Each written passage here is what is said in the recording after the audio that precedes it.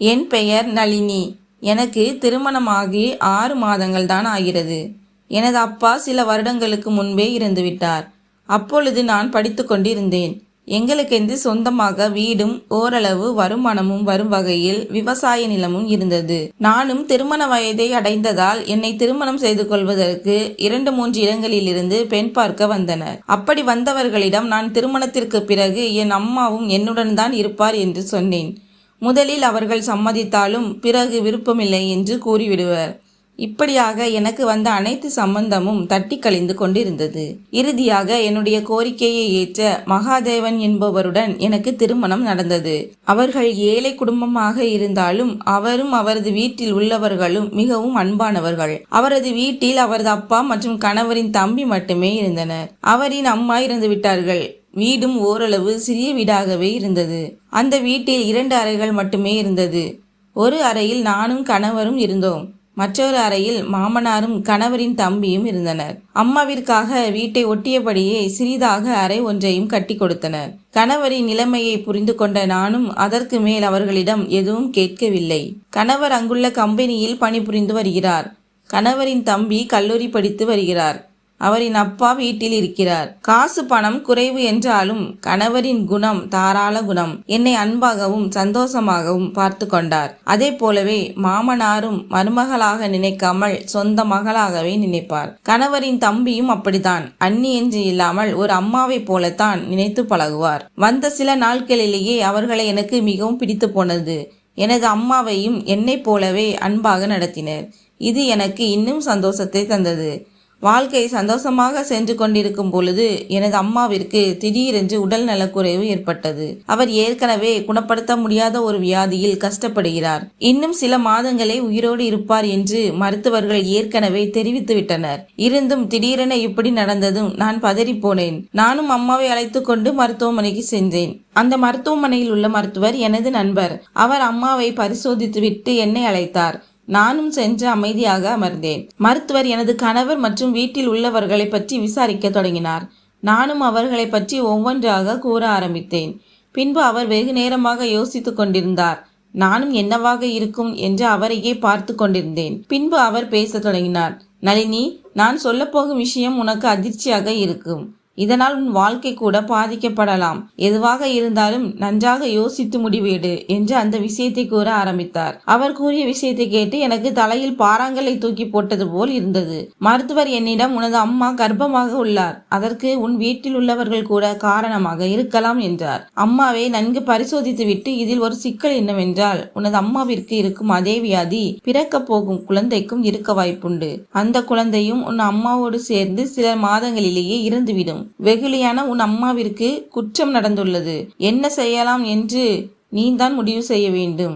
உனக்கு என்ன உதவி வேண்டும் என்றாலும் கேள். நான் உனக்கு உதவி செய்வதற்கு தயாராக உள்ளேன் என்றார் மருத்துவர். எனக்கு என்ன செய்வது என்று புரியாமல் குழம்பி போனேன். என் அம்மாவிற்கு இப்படி நடந்துவிட்டதே என்று அங்கேயே கதறி அழுது கொண்டிருந்தேன். மருத்துவர் தான் சமாதானம் செய்து அம்மாவையும் என்னையும் வீட்டிற்கு அனுப்பி வைத்தார். இதை பற்றி அம்மாவிடமும் எதுவும் சொல்லவில்லை. வீட்டிற்கு வந்த பிறகு அம்மா என்னிடம் எதற்காக அமைதியாக உள்ளாய் என்று கேட்டார். இதுவரை அம்மாவிடம் நான் அப்படி இருந்ததில்லை.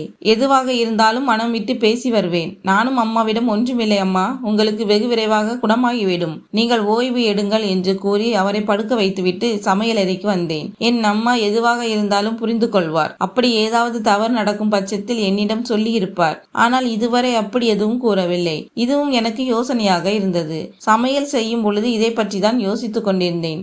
என்னால் யார் அந்த காரியத்தை செய்திருப்பார்கள் என்று யோசிக்க முடியவில்லை. எப்பொழுதும் அம்மாவை கவனித்துக் கொண்டிருப்பதால் வெளியில் இருந்த ஆட்கள் வருவதற்கும் வாய்ப்பில்லை. இது வீட்டில் உள்ள யாரோ செய்த வேலைதான் என்று தீர்மானித்தேன். அதன்படி அங்குள்ள ஒவ்வொருவரையும் கவனிக்க ஆரம்பித்தேன். என் கணவர் உட்பட என்னால் அப்படி யோசிக்க முடியவில்லைதான். இருந்தாலும் என்ன செய்வது?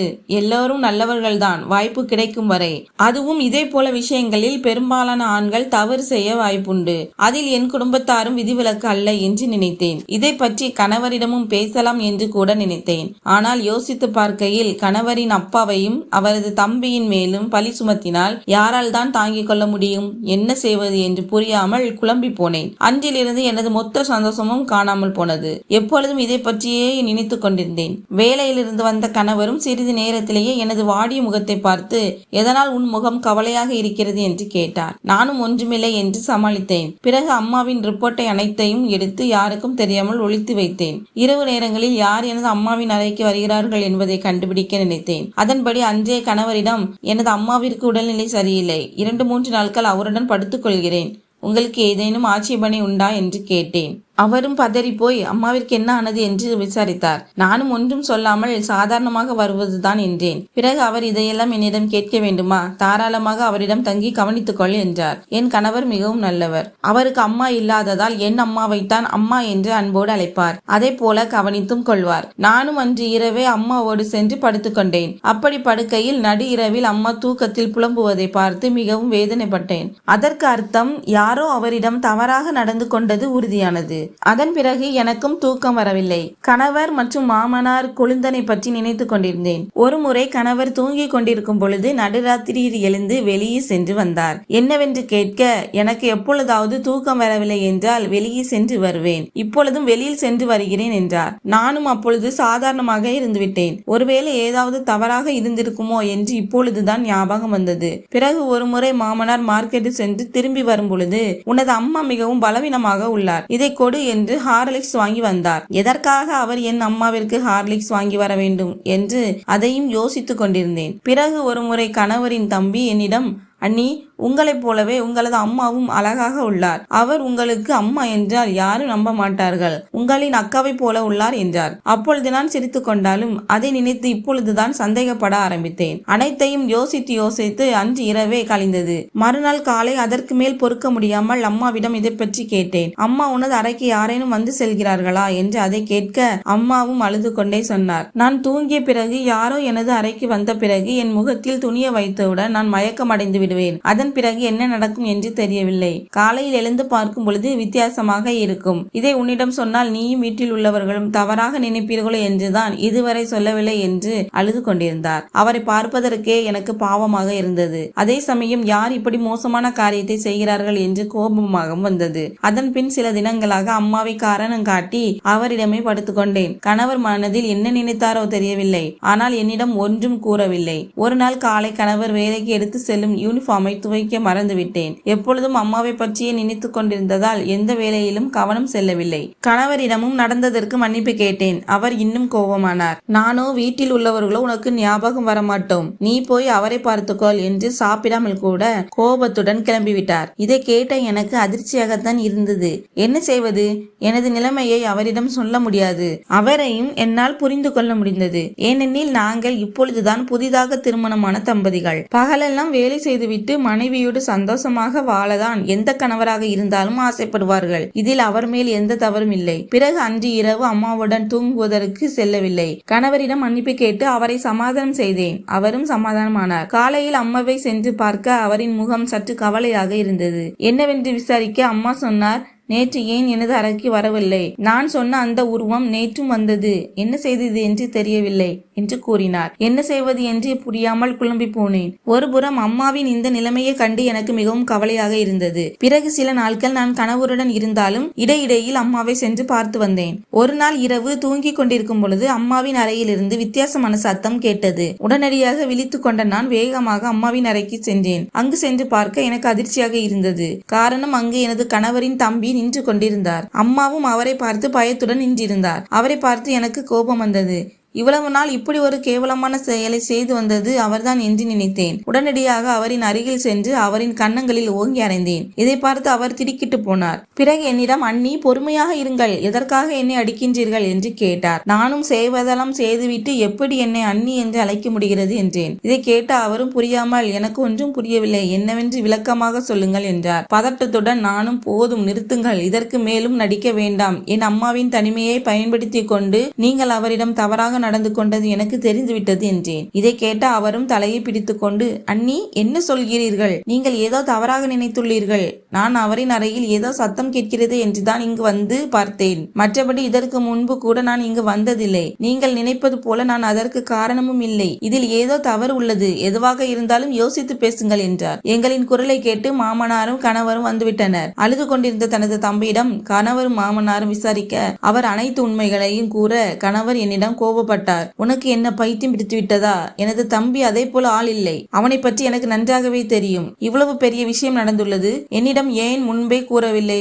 எதுவாக இருந்தாலும் என்னிடம் தான் நீ முதலில் சொல்லி இருக்க வேண்டும். அதை விட்டுவிட்டு வீணாக எனது குடும்பத்தார்கள் மீது பழி சுமத்துகிறாயா என்று அடிக்கவும் பாய்ந்தார். பின்பு மாமனார் தான் தடுத்து நிறுத்தினார். நானும் கோபத்தில் மறைத்து வைத்திருந்த ரிப்போர்ட்டை எடுத்து கணவரிடமும் அவர்களிடமும் காண்பிக்க அவர்களும் அதிர்ச்சி அடைந்தனர். பின்பு மாமனார் என்னிடம், அம்மா, நீ நினைப்பது போல நாங்கள் எந்த தவறும் செய்யவில்லை. ஏழையாக இருந்தாலும் இப்படி ஒரு காரியத்தை என்றுமே யோசித்தது கூட கிடையாது. தயவு செய்து நீ எங்களை நம்பு. உனது அம்மாவிற்கு இப்படியானது எங்களுக்கு வருத்தம் தான். ஆனால் அதற்கு காரணம் நாங்கள் இல்லை. நானும் சரி, எனது பிள்ளைகளும் சரி, இப்படி ஒரு கேவலமான காரியத்தை கனவிலும் நினைத்து பார்க்க மாட்டோம். நீ சந்தேகப்பட்டு விட்டதால் ஒன்று செய்யலாம். உனது அம்மாவையும் அழைத்து கொண்டு மருத்துவமனைக்கு செல்வோம். அங்கு DNA டெஸ்ட் எடுக்கும் போது நீயே புரிந்து கொள்வாய். இதை இப்படியே விட வேண்டாம். நாளை காலை சென்று விடுவோம் என்றார். அவர் சொல்வதும் எனக்கு சரியாகத்தான் இருந்தது. காரணம், சந்தேக கண்களோடு அவர்களோடு சரியாக என்னால் பழகவும் முடியவில்லை. கணவரும் தம்பியும் முழுமனதாக ஏற்றுக்கொண்டனர். மறுநாள் சொன்னது போலவே சில பரிசோதனைகளையும் எடுத்து முடித்தனர். பரிசோதனைகளை செய்தது எனக்கு தெரிந்த என் நண்பரான அந்த மருத்துவர் தான். அவர் பொய் சொல்வதற்கு வாய்ப்பே இல்லை.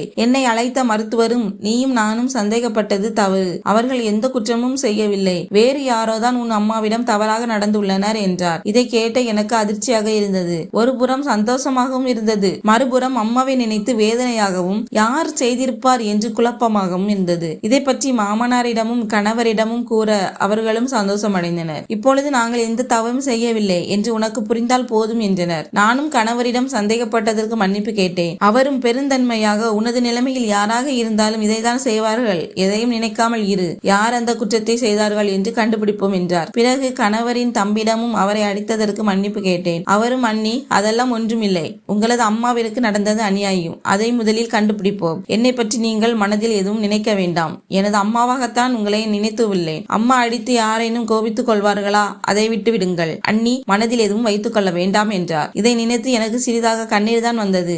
ஆத்திரத்திலும் அவசரத்திலும் தவறு செய்து விட்டோமோ என்று நினைத்தேன். பிறகு அனைவருமாக சேர்ந்து யார் இந்த குற்றத்தை செய்திருப்பார் என்று யோசிக்க ஆரம்பித்தோம். கணவரும் தனக்கு தெரிந்தவர்களிடம் உதவியை கேட்டு வீட்டை கண்காணிக்கும் CCTV கேமராவை வாங்கி வந்தார். அதை என் அம்மாவின் அறை அருகே பொருத்தினோம். பிறகு ஒவ்வொருவராக இரவு நேரங்களில் கவனிக்க ஆரம்பித்தோம். சில நாட்கள் கழித்து கணவர் கேமராவை பார்த்து கொண்டிருக்கும் பொழுது ஒரு உருவம் எனது அம்மாவின் அறைக்குள் செல்வதை கவனித்து விட்டார். உடனடியாக எங்களுக்கும் தகவல் கொடுக்க நாங்களும் பதறி போய் யாராக இருக்கும் என்று அம்மாவின் அறையை நோக்கி ஓடினோம். தப்பி செல்ல முயன்ற அவனை எனது கணவரும் அவரின் தம்பியும் மடக்கி பிடித்தனர். அவனை பார்த்து எங்களுக்கு அதிர்ச்சியாக இருந்தது. காரணம், அவன் அதே தெருவில் வசிக்கும் வேலை வெட்டி இல்லாத ஒரு இளைஞன். எப்பொழுதும் காசு இல்லாத பொழுது திருடுவதையும் பிச்சை எடுப்பதையும் வழக்கமாக வைத்திருந்தான். சில நேரங்களில் பொதுமக்களை மிரட்டியும் பணம் பறித்துக் கொள்வான். அவனை பார்த்த கணவரும் அவரது தம்பியும் அவனை அடிக்க ஆரம்பித்தனர். மாமனாரும் திருடன் திருடன் என்று கத்தினார். எங்களின் குரல்களை கேட்டு அக்கம் பக்கத்தினர் அனைவரும் கூடிவிட்டனர். விபரத்தை கேட்க திருட வந்தவனை பிடித்தோம் என்றோம்.